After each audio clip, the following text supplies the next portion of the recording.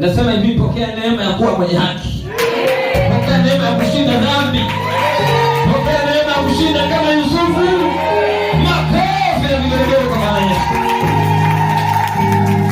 Haleluya.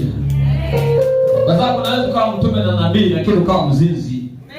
Unaweza kuwa mtume na nabii lakini ukawa mlevi. Unaweza kuwa mtume na nabii lakini ukawa mwizi. Unaweza kutenda miujiza sawa ukawa na kiburi. Sasa mimi nikutabiria hayo. Unaweza ukawa na mali sana lakini ukawa Freemason. Nikutabiria hayo. Ukawa mganga kienyeji pamoja na kwa wingi wa mali. Haleluya. Yusufu akawa tofauti. Kati ya watoto 10, Yusufu akawa tofauti, kijana mdogo. Haleluya. Kwa hiyo waliporudi kwenye ile nchi ya ahadi, pamoja kwamba baba yao ameenda kumwabudu Mungu wa kweli, sasa amejenga madhabahu, lakini watoto wake waliendeleza tabia za wana wa Shekemu. Yaani ni rahisi kupanda mbegu mbaya, kuing'oa ni kazi. Ndio maana hawa watoto hao wapandeni mbegu njema wakiwa wadogo. Msisubiri kwamba vijipandikize mseme mtavitoa baadaye. Kuvitoa ni kazi. Ni rahisi kuwaingia, kuwatoa. Ndio maana hata wachawi wanapandikiza uchawi kwenye vitoto vidogo vidogo. Wakiamini kakisha sika uchawi.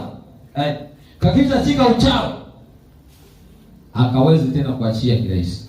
Biblia inasema katika ile sura ya 37 kwamba mambo yote yakafanikiwa kwa sababu ya Yusufu. Yaani yule aliyemnunua Yusufu akaona kwamba siku hizi mambo yameninyokea, siku hizi mambo yanaenda vizuri, lakini akagundua ni kwa sababu ya Yusufu.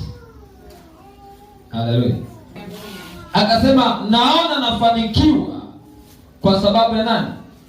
Soma Mwanzo 39 utaona kwamba Yusufu akaona anafanikiwa mambo yake. Yule bosi wake akida Potifa akaona anafanikiwa kwa ajili ya Yusufu. Soma Mwanzo 39 sasa. Tuendelee. Basi Yusufu akaletwa mpaka Misri, naye Potifa akida wa Farao, mkuu wa askari, mtu wa Misri, akamnunua mkononi mwa hao Waishmaeli waliomleta huko. Bwana akawa pamoja na Yusufu, naye akastawi, naye alikuwa katika nyumba ya bwana wake yule Misri.